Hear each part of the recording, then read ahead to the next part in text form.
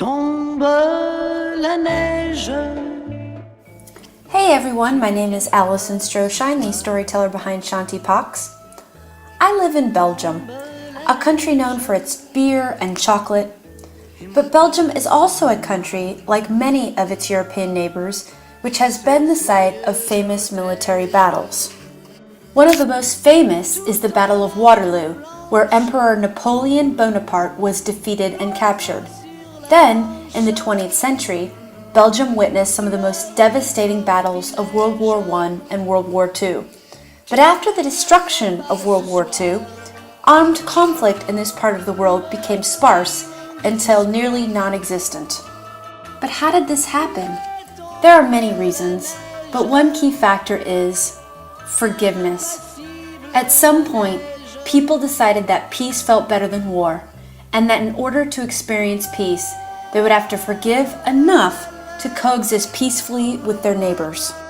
Some may say that the only reason Western Europe made peace after World War II was because they shared the common enemy of Russia, while others will point out that Western Europe went on to fight wars and exploit regions of Africa and other developing regions.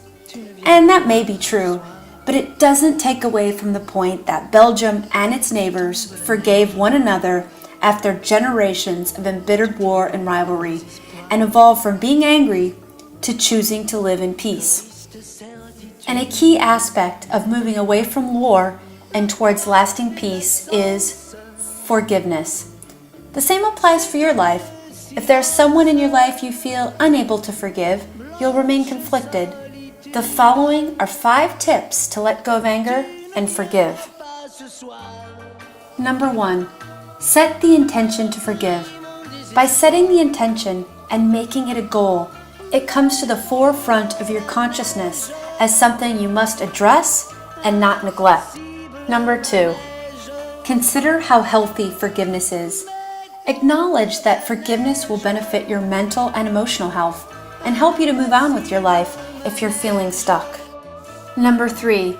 Think of the person as a child. We all start out as children and have to learn to love and to harm others.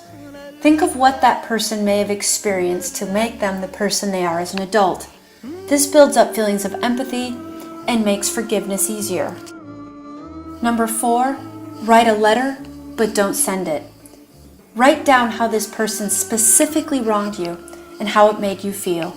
Write whatever comes to mind so you can get those trapped negative emotions out of your system.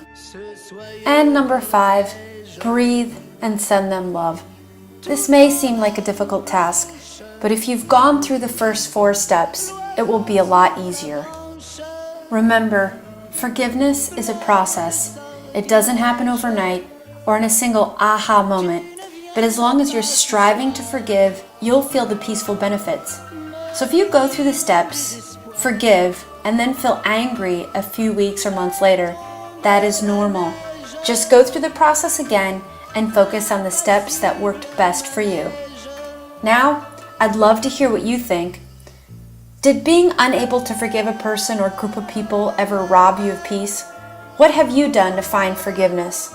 And if you haven't done so, subscribe to Shanty Pox to receive tips for peaceful living.